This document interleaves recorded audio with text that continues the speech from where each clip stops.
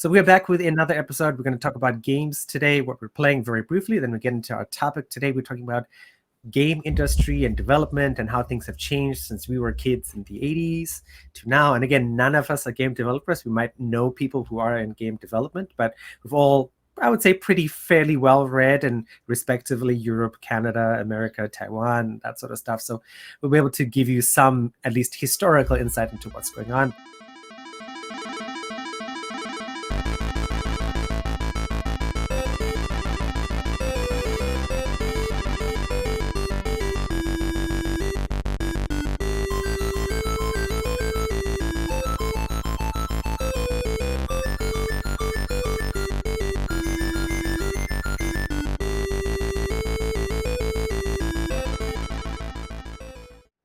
Okay. Oh, by the way, sorry, Another talking question. about What would you 2K. guys like a studio to make that they haven't made yet?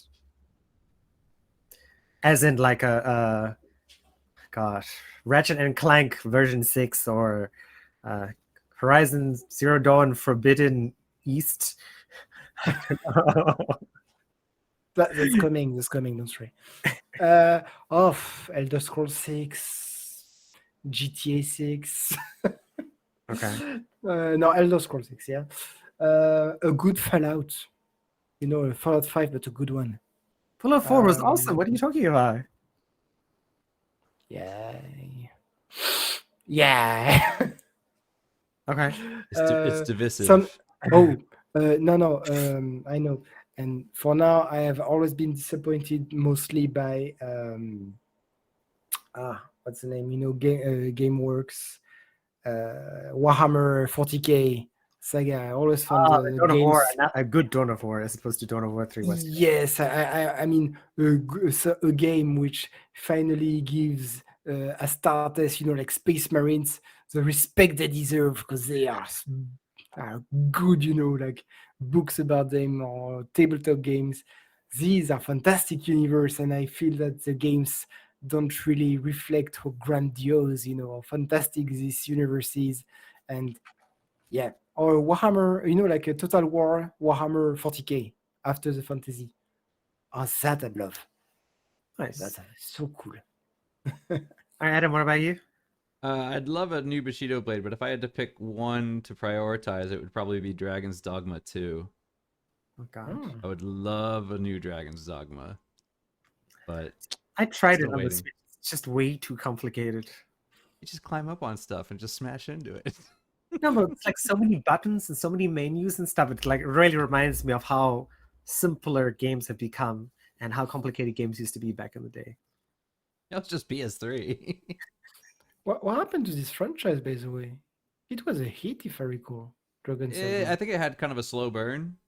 So I think it kind of developed a pretty big cult Okay. following, but didn't hit it off right away. But then it kind of had a resurgence when they came out with Dark Arisen on the PS4 and the Xbox. But there was talks about, from Capcom, from what I heard, they had a choice after Monster Hunter to do a new Dragon's Dogma or to do a new Devil May Cry, and it was between those two, and they ended up going with Devil May Cry. And after Devil May Cry, supposedly, hopefully they'll do Dragon's Dogma, but they had to prioritize which one to focus on first. Nice. Big franchise, easy money. Yeah, because Devil May Cry 5 already came out, so they might be working on it right now. I don't know. But yeah, it already came out. Yeah, I'm not sure if he made a lot of money actually. probably made a fair amount. Yeah, unfortunately, Dragon's Dogma Online is no longer a thing, and it was never released in the West, so that was very disappointing. Hey, quick question from me actually for once. What do you think? You know, like developers usually they count a lot on E3, and because of bloody COVID, you know, there hasn't been any E3 for 2 years, or like the online one, which is not a mockery, but you can't compare to the big show. So do you think it affected them a lot? You know, the game studios and developers?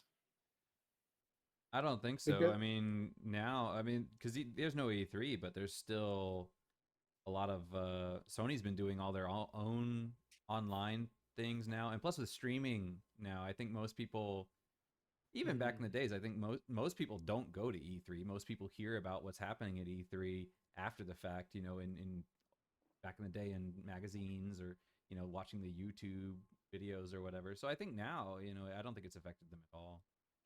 Especially because a lot of times like Xbox and PlayStation and Nintendo Direct, you know, that they'll announce we're having an event.